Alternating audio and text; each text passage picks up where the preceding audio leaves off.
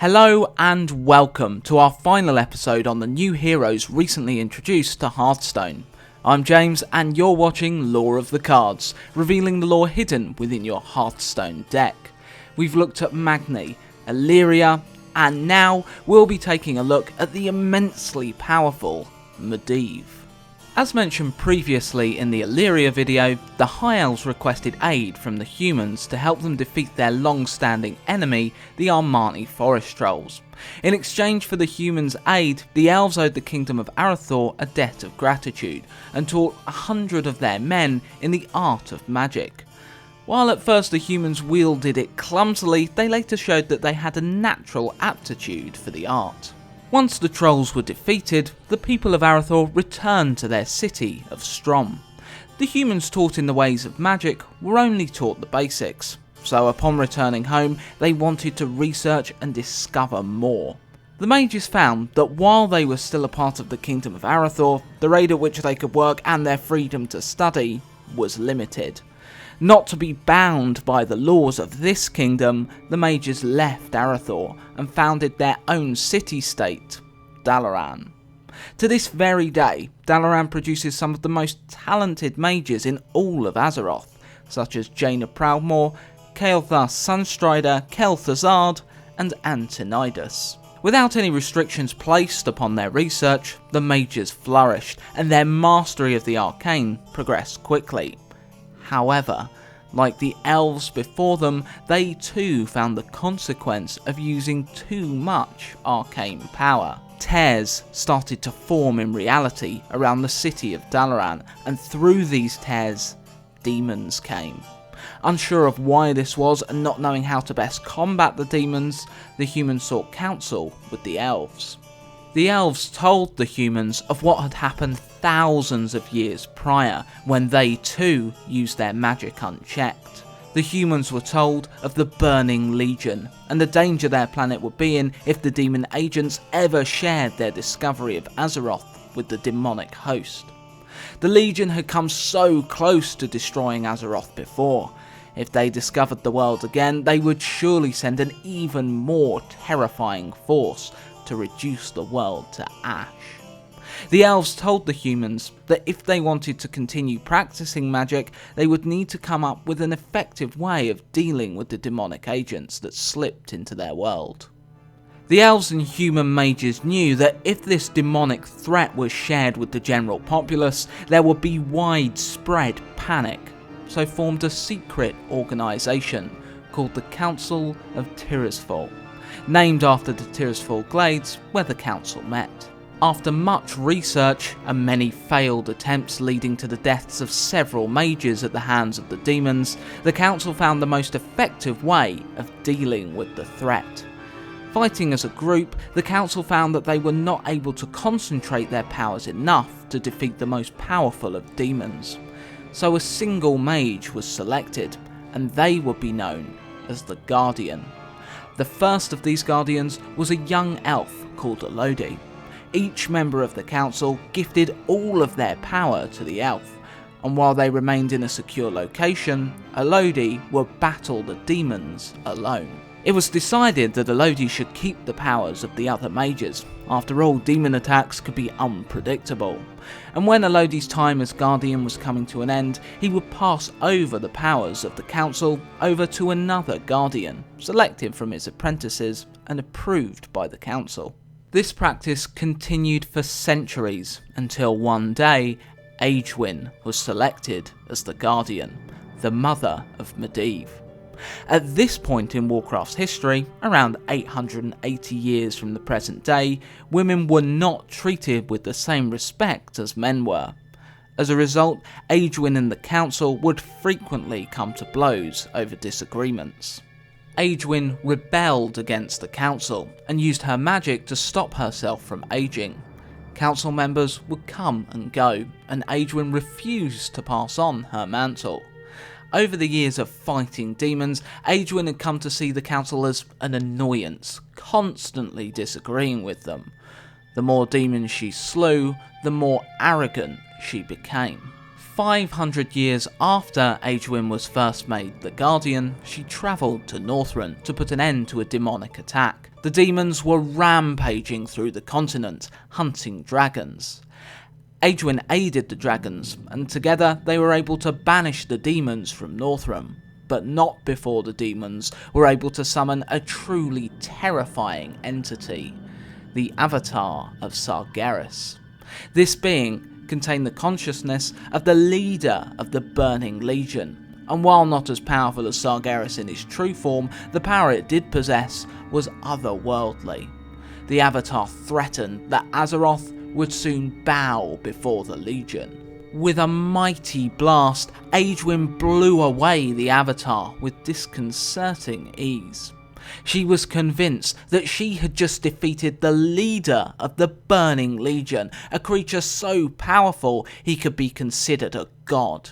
Aegwynn suspected that while his body was now a broken husk, Sargeras' spirit may live on. To prevent him from reforming, Aegwynn placed the Avatar's body in a Night Elven ruin far beneath the sea, which would come to be known as the Tomb of Sargeras. This way, Sargeras would not be able to renew his energies from the Twisting Nether, the realm where demons come from. Aegwynn made sure to protect the tomb with potent magics, so that no spell from Azeroth could gain access to it. Believing she had defeated the leader of the Burning Legion, Aegwynn's ego soared to new heights. Thanks to her, the greatest threat to the world of Azeroth was vanquished, and it would be she who chose how to best defend the world. However, through her arrogance, Aegwynn had played right into Sargeras' hands. His Avatar's defeat was the exact outcome he had planned. As Aegwynn destroyed the Avatar, the effort left her body weak and susceptible. In this window of opportunity, Sargeras transferred his spirit into Aegwynn's body and hid in the darkest corner of her soul. There he would sit, bide his time, until he was able to bring doom to the world of Azeroth. Centuries passed, and the Council of Tirisfal finally put their foot down, telling Aegwynn that she must find an heir to become the Guardian of Tirisfal.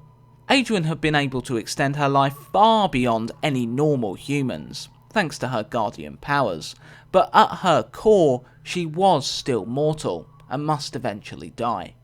For once, she was in agreement with the Council. Again, Aegwynn defied the Council and decided that only she possessed the wisdom to select a suitable heir. The Council would have no say. She would not allow her successor to be controlled by the Council, as she once was. Aegwynn made the decision that she would give birth to a child and that they would become the next Guardian.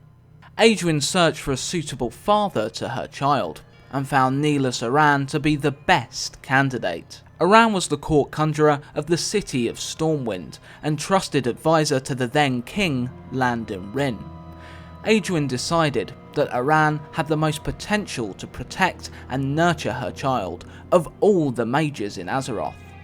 Aran was thrilled that the Guardian of Tirisfal had taken a shine to him, and was seduced with relative ease by Aegwynn. After conceiving a child by Aran, the Guardian told the mage the disappointing truth, that she had only been using him to conceive her successor.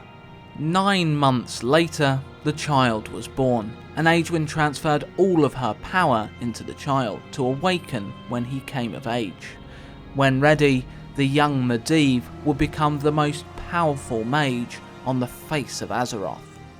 However, it was not only her power that Aegwynn transferred to Medivh, but also the dormant spirit of Sargeras. Aegwynn returned to the court of Stormwind and placed Medivh in Nelas' care, before once again departing. Medivh's early childhood was a happy one.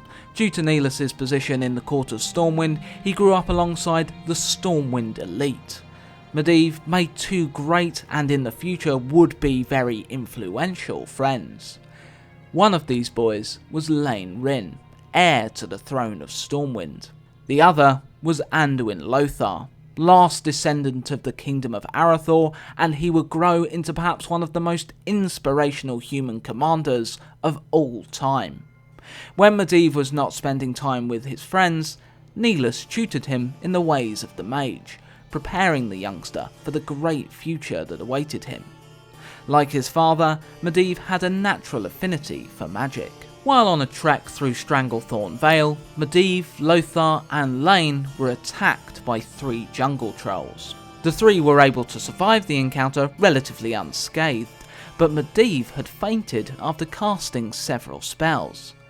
The fragility in Medivh's condition surfaced again on his 14th birthday, slipping into a coma as his mother's power began to awaken within him. Medivh's sleep was restless, chased by horrifying figures through a deep chasm. Medivh woke up with a start, his body drenched with sweat, and sought out his father.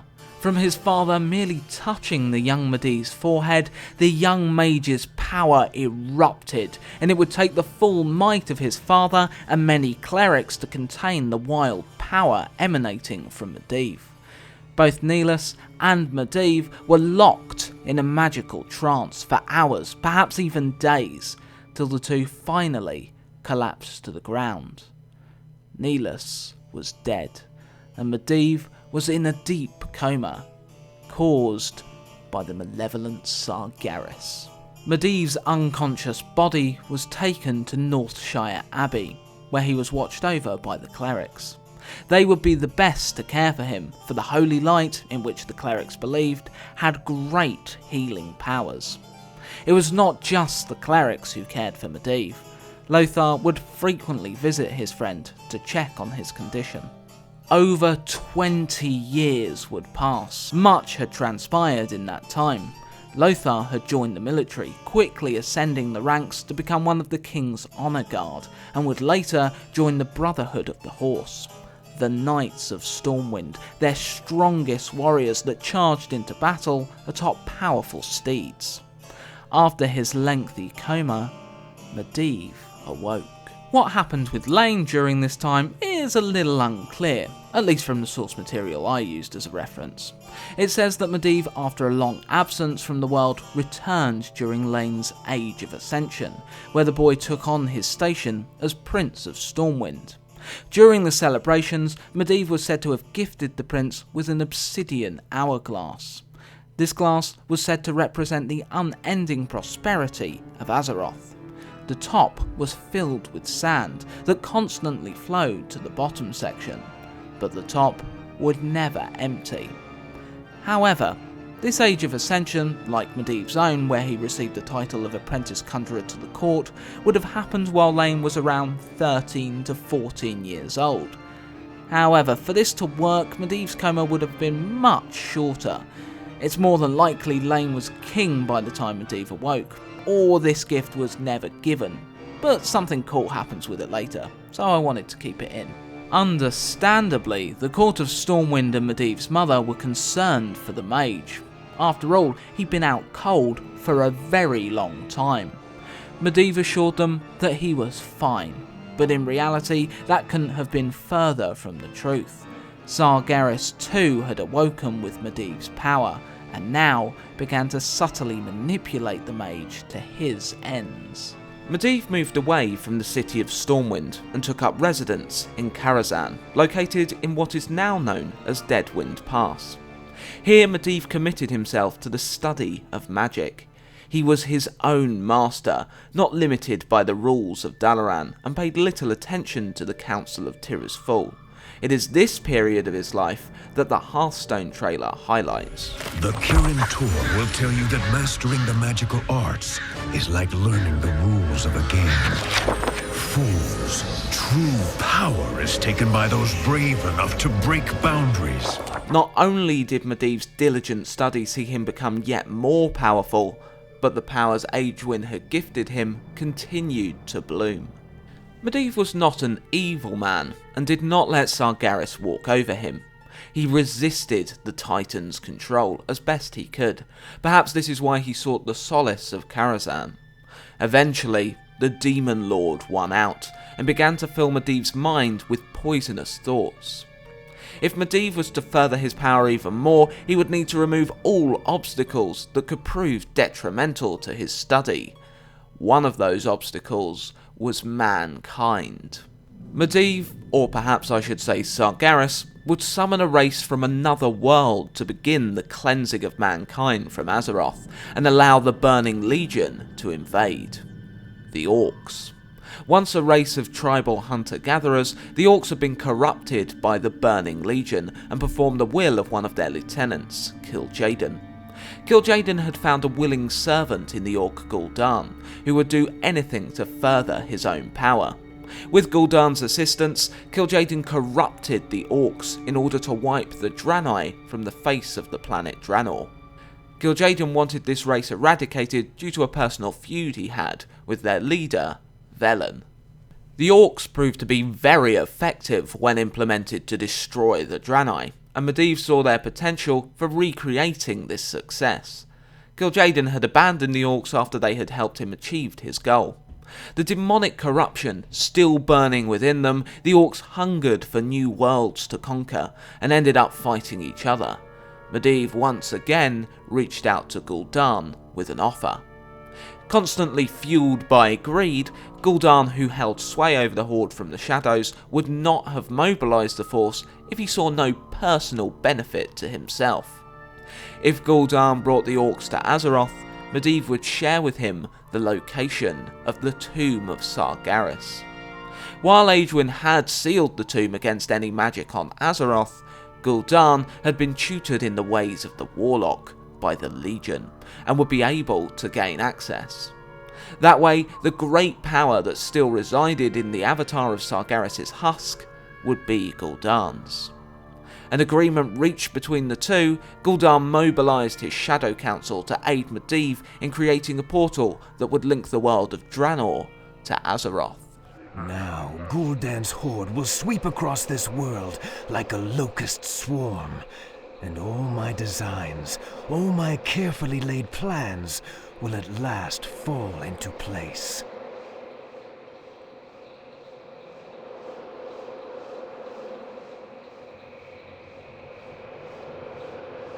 Medivh, under Sargeras' influence, was walking a very dark path. Not only had he now summoned the Orcs to invade Azeroth, but before this he had even been consorting with agents of the Burning Legion in order to understand more about what he could achieve with his power. Medivh had also been systematically murdering the members of the Council of Tirisfal.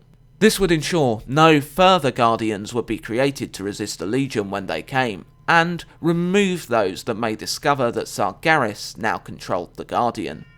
These acts of evil did not go unrecognised, firstly by Medivh's mother. Aegwynn confronted her son, urging him to turn away from the evil he was committing. Unable to convince him, she attacked, but was defeated by Medivh, who revealed to her what had happened, that Sargeras now had control.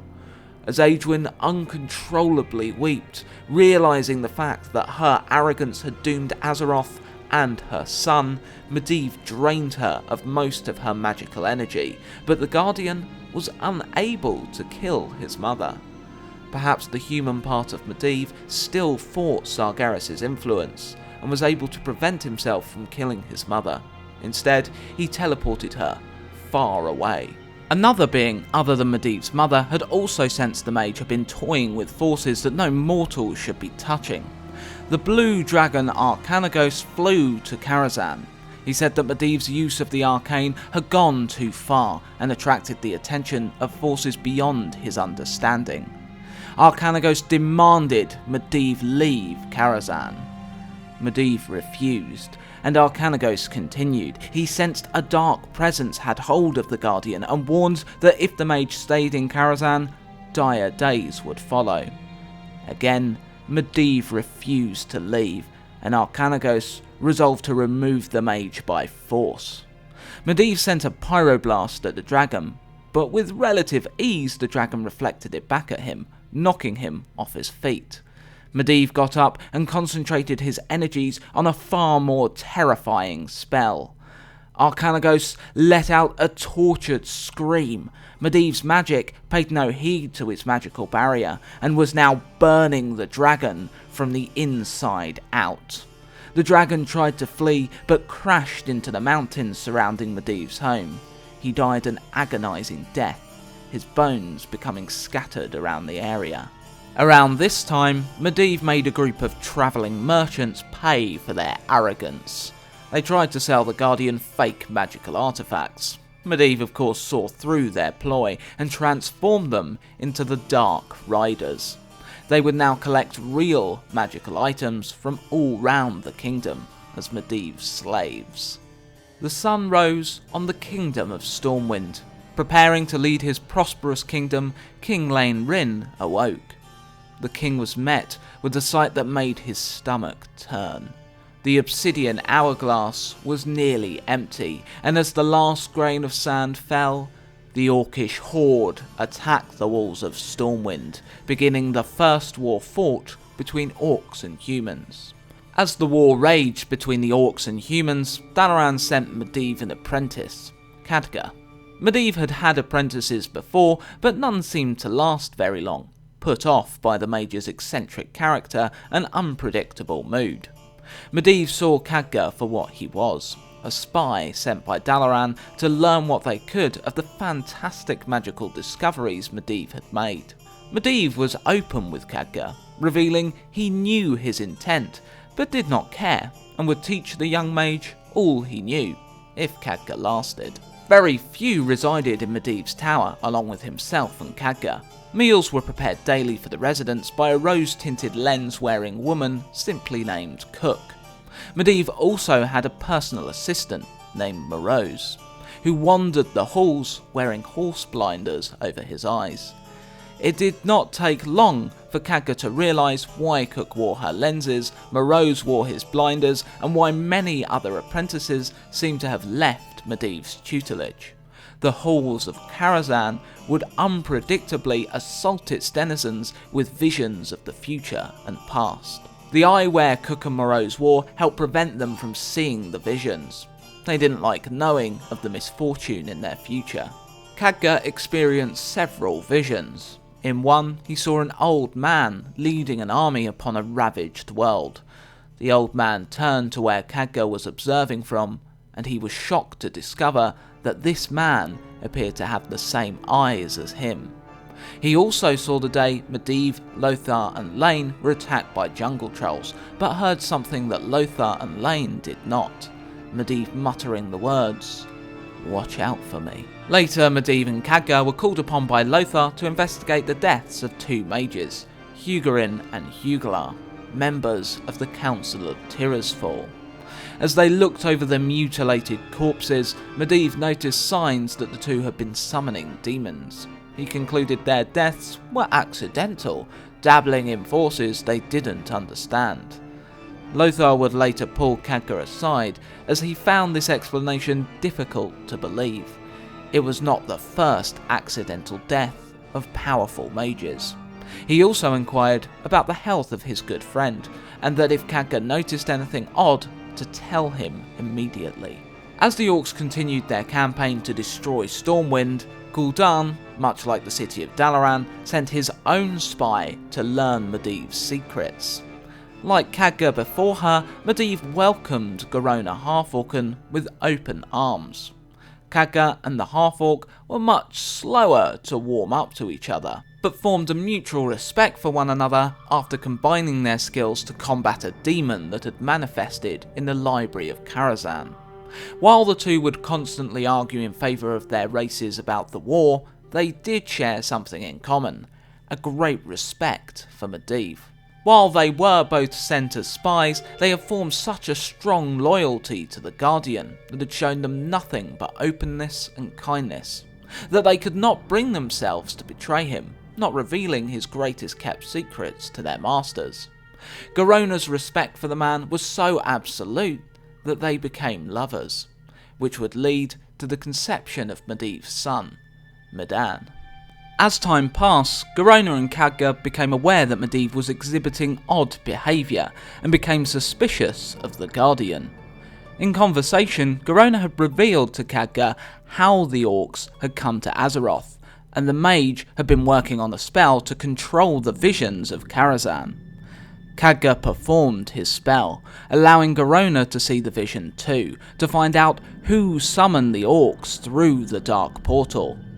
They saw Gul'dan conversing with a figure, and when the figure pulled down his hood, the two were met with a sight they wished they had not been true. It was Medivh. Medivh found the two performing the spell and attacked them. They became aware as the mighty Guardian sought to destroy them that he in fact had two shadows. One Medivh's own, the other was Sargeras. To help them escape, Khadgar summoned an image of Aegwynn. Like before, the human part of Medivh was able to resist Sargeras from harming what he thought was his mother, and in the confusion, Garona and Khadgar escaped.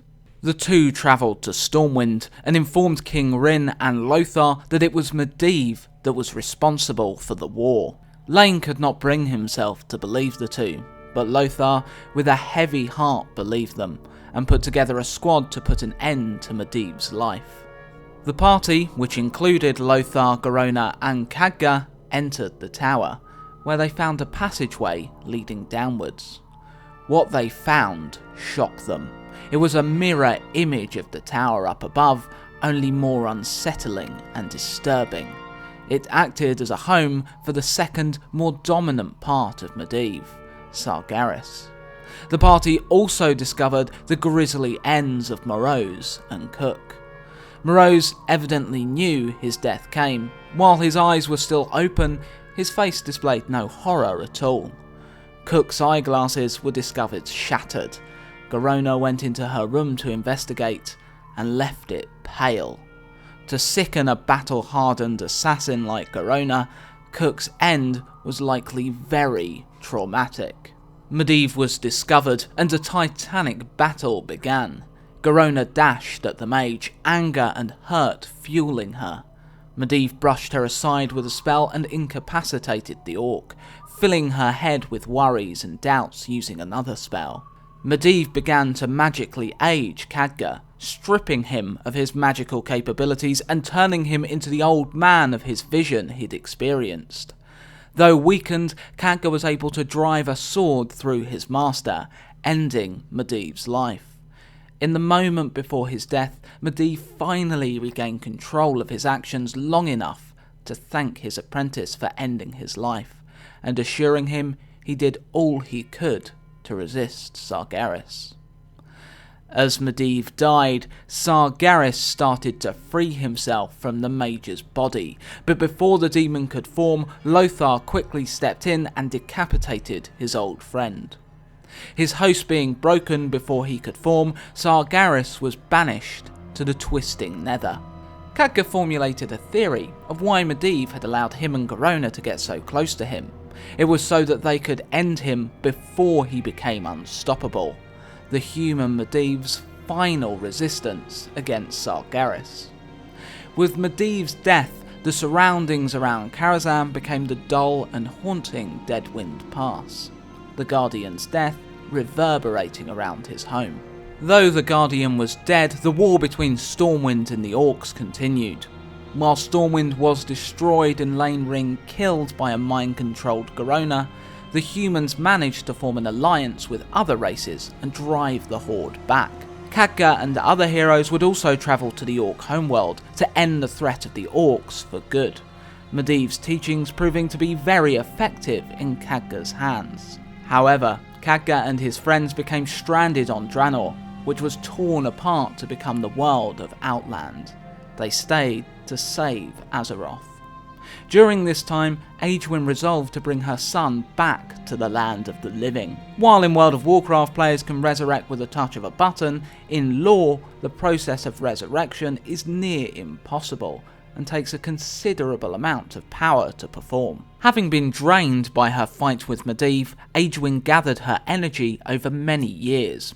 With a huge effort, she was able to revive her son, giving him back a life free of Sargeras' control, a life her arrogance had destroyed. But Aegwynn sought to make up for her mistakes, the effort of this spell almost killing her. The newly resurrected Medivh travelled back to his home, Karazhan. Within the walls of Karazhan, Medivh experienced a vision, an anomaly that allowed the Guardian of the present to speak with his apprentice of the past, as well as see the past events of his own life with a clear mind. In his place in time, the Khadgar was speaking to a Medivh of the future, one that for the very first time was finally free of Sargeras' control. Together, they pondered the cycle that Azeroth had been stuck in for so many years, protected by the Guardians. Each person of Azeroth performed their roles like clockwork, which meant when something did not follow the plan, Medivh's corruption, the fine-tuned instrument would fall to pieces. They concluded that there should be no more Guardians, so that the people of Azeroth were not slaves to the continual cycle that they had been subjected to under the watchful eye of the Guardians. But the world was not ready for Medivh to cast away all his responsibility as a protector. Sargeras may be banished, but this did not change the fact that the orcs had been summoned, the world of Azeroth weakened, and that the Burning Legion were coming to conquer the world that they had once failed to destroy. If Medivh took an active role in Azeroth's defence, there is no doubt that the protection of the world would be easier. However, the people of Azeroth would once again become reliant on having the protection of the Guardian, setting them up for future, more devastating ruin. Absorbing the power that still lingered in Karazhan, Medivh transformed into a raven and flew to the first of his targets. He aimed to gather the races of Azeroth together, and united, they would defeat the Legion. Many of the orcs on Azeroth had been able to free themselves from the Alliance internment camps, a young inspirational leader named Thrall now carrying the mantle of Warchief. Thrall sought to return the orcs to their old shamanistic ways and attempt to rid themselves of their demonic corruption. As a result, the orcs now sought to live in peace, vastly different to the warmongers that had initially crossed through the Dark Portal. It was Thrall who Medivh sought out first. The sands of time have run out, son of Durotan.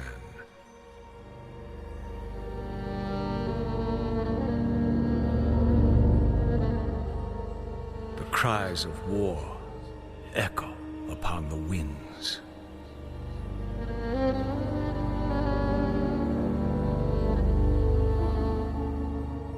The remnants of the past scar the land.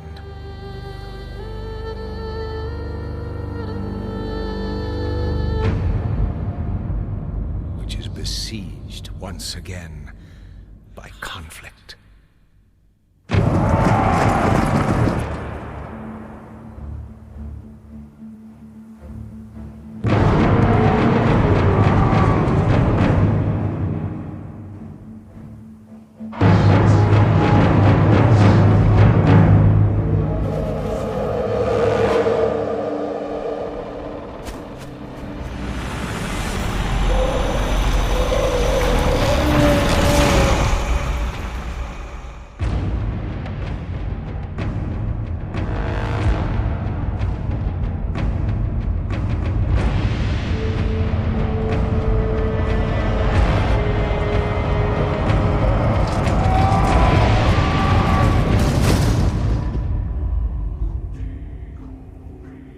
Heroes arise to challenge fate and lead their brethren to battle.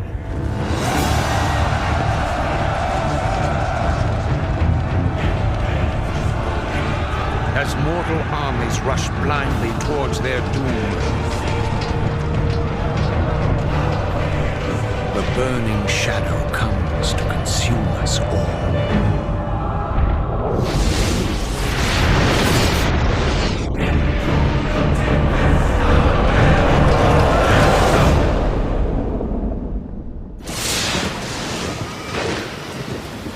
You must rally the Horde and lead your people to their destinies.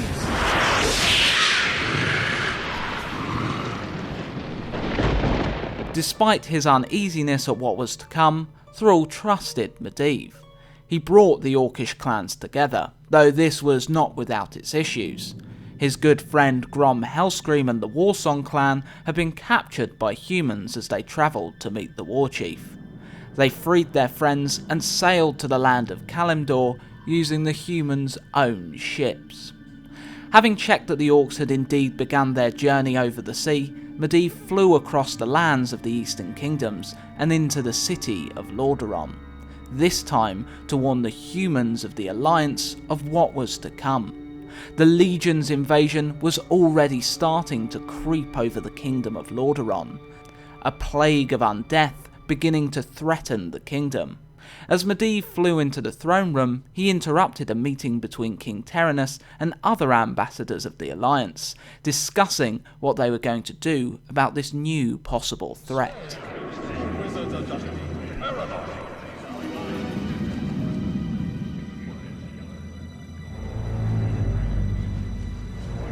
Let's keep all this in perspective.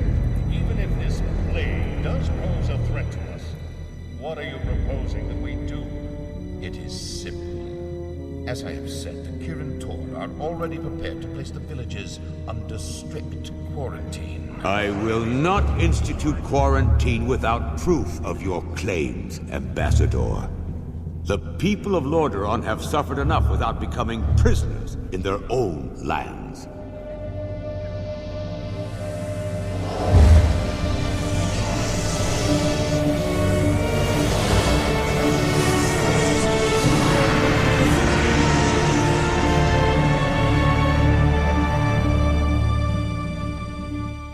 Yet prisoners they are, good king.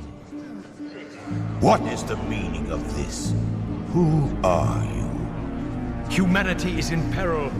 The tides of darkness have come again, and the whole world is poised upon the brink of war.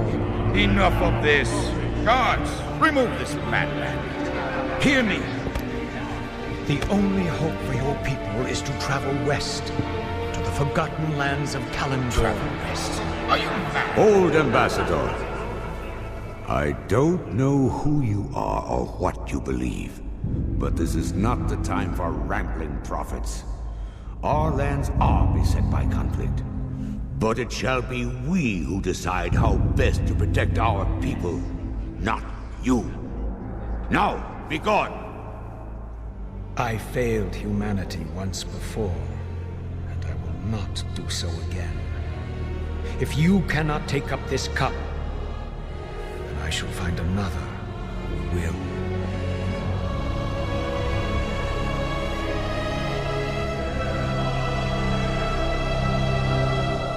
The warning has been given.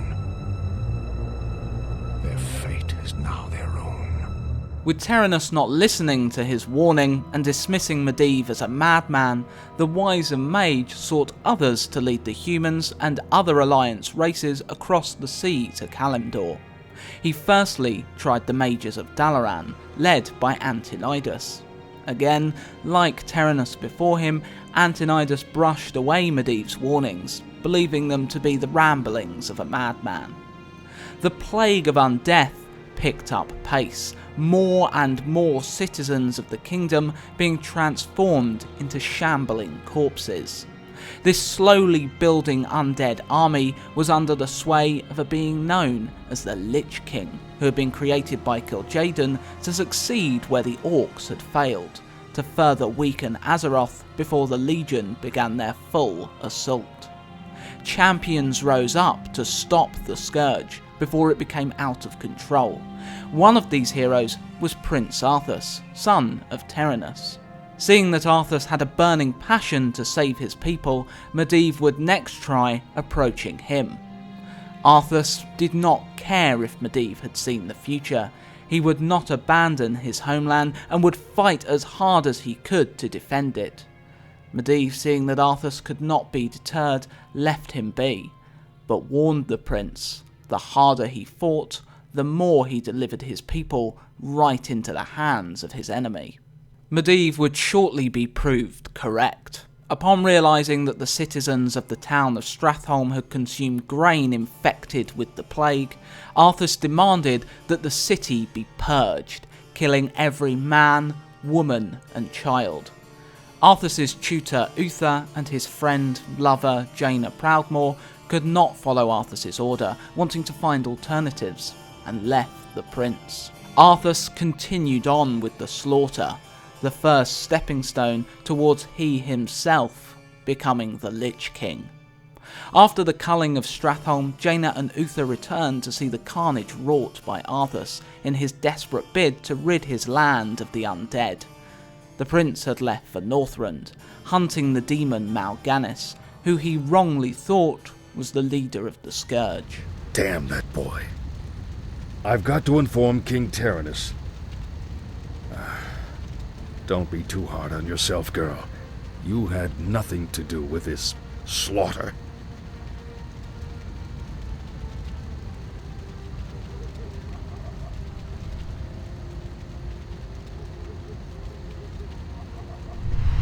The dead in this land might lie still for the time being, but don't be fooled.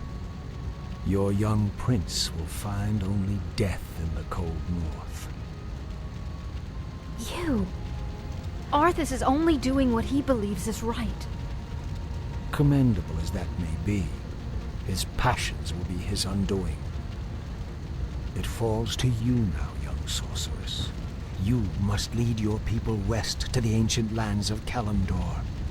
Only there can you combat the shadow and save this world from the flame. Finally, a human took heed of Medivh's warnings. Jaina recognised Medivh's huge power and admitted that this man must know something. She took those that would follow her across the sea. In Kalimdor, Medivh was able to unite the Alliance and Horde, which now included the noble Tauren, who they had met in Kalimdor. Orcs under the command of Grom had fallen under the sway of the Legion again.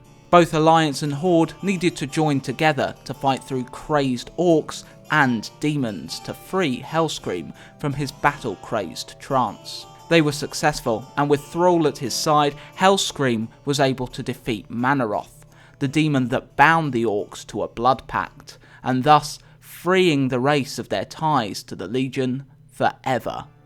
This did come at a price: Hellscream's life.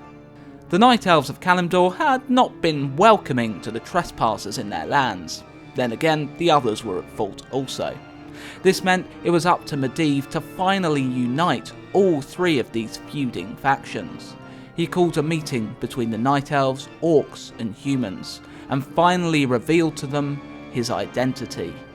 He was the Last Guardian, responsible for summoning the Orcs and for the Legion's return. He told the three factions that the only way to defeat the Legion was to unite against them and fight together. They heeded Medivh's advice and fought as one, as the Legion commander Archimonde ascended Mount Hyjal to destroy the World Tree, which in turn would lead to the Legion's domination of Azeroth. The humans and orcs delayed Archimonde's ascent for as long as they could. This bought Malfurion's Stormrage time to prepare a trap for the demon. As Archimonde reached the World Tree, preparing to destroy it, thousands of wisps cycled round the demon's body, tearing away at him until he was destroyed, creating a massive explosion, damaging the World Tree, yet saving it. In the aftermath of a savage conflict, Medivh muttered his final words. The roots will heal in time, as will the entire world. The sacrifices have been made. Just as the orcs, humans, and night elves discarded their old hatreds and stood united against a common foe, so did nature herself rise up to banish the shadow forever. As for me, I came back to ensure that there would be a future, to teach the world that it no longer needed guardians. The hope for future generations has always resided in mortal hands. And now that my task is done, I will take my place amongst the legends of the past. He has never been seen since. While Medivh's current location, or whether he still lives, is completely unknown, his huge influence on Azeroth can still be seen in the world today. His old home of Karazhan was later reopened, but the energies within the tower had gone awry. In World of Warcraft, it was the very first 10-man raid. Players would encounter and relieve the tortured spirit of Rane, Medivh's father, the resurrected Morose, who keeps getting resurrected to this day, appearing in the latest expansion as he seeks permanent death, and the heroes would fight Nightbane. The smouldering bone dragon is what remains of Arcanagos. When Medivh killed the dragon, he imparted some of his essence into it. In order to learn of Medivh's power, the heroes magically reanimate Arcanagos' bones in order to defeat him and extract this essence. Echoes of Medivh still linger within his old home. One challenges raiders to a game of chess, and this is one of the Karazhan encounters. One of the others, an avatar of Medivh's lingering power, spoke to his son, Medan. The avatar told Medan of his past and gave the youth the resolve to fight Cho'Gall, the ogre mage, another threat to Azeroth's existence. Cho'Gall was defeated in a similar way to the demons of old, a new council of Tirisfal empowering Medan to defeat the ogre, but unlike the guardians of the past, after this victory, Medan, like his father, has not been heard from since. So, there you have it, the lore behind the Last Guardian, Medivh. As always, I hope you've enjoyed this episode. If you have, like, subscribe, and it'd be even more awesome if you could share it around to your friends. I'm sure those under the influence of Sargeras will hit the dislike button, but don't worry, I still love you. If you've liked the art, all the artists I've been able to credit are in the description below, so check out more of their work. Next time, we'll be looking at the last card voted for by the community, Druid of the Flame. Until then guys, happy Hearthstoning.